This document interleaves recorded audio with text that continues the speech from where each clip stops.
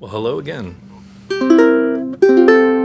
For players at every level of ability, it's good to be able to successfully make smooth transitions from one chord to another.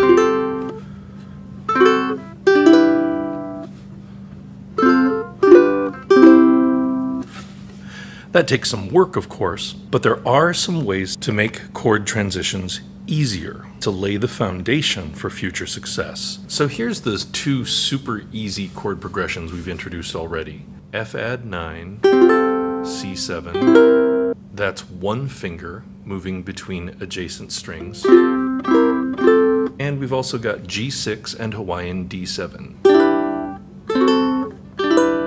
And that's two fingers moving between adjacent strings. A perfect opportunity to start specifically practicing smooth transitions,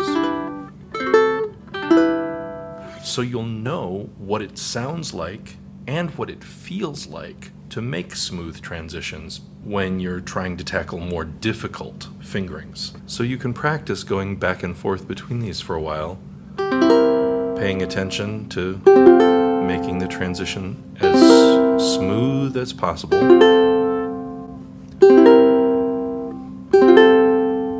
Your hand will get tired after a minute or two. Take a break, go do something else, and then come back and practice this transition again for a while.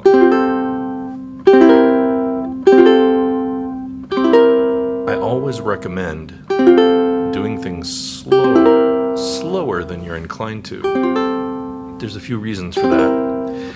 Your fretting finger is doing something very simple, and it's a bit tedious, but it's extremely important. It's building muscle memory. So your finger is going to remember, or the part of your brain that unconsciously controls your finger is going to remember how to do this later.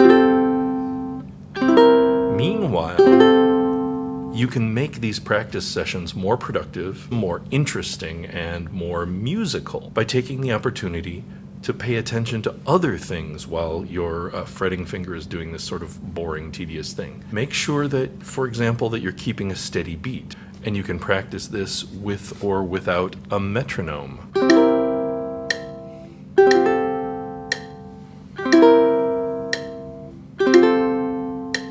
Also make sure, this is something I have to constantly remind myself about, a little bit of sitting up straight, not in a tense way, but a little bit of making sure the instrument is upright will actually make it easier to play and sound nice with less effort, without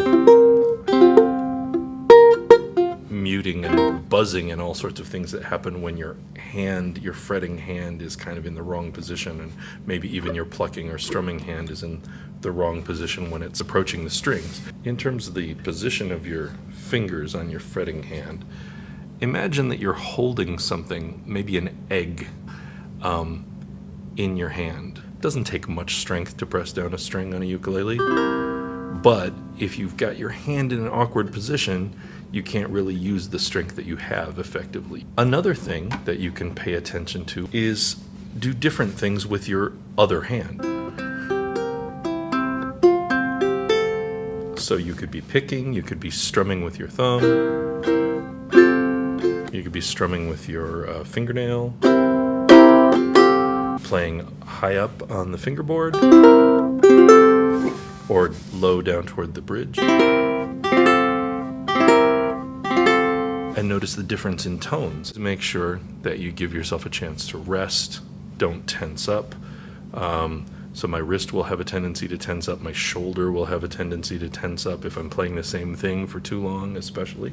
So pay attention to that. Pay attention to how you're feeling. What a glorious feeling. I'm happy again. So, instrument upright, hand gently curved, fingers pressing down gently on the fingerboard. These are all things that you can do while you're doing this simple thing, building up muscle memory, so you remember how to transition between those two chords. You can do the same thing, of course, with the G6 chord with the two fingers.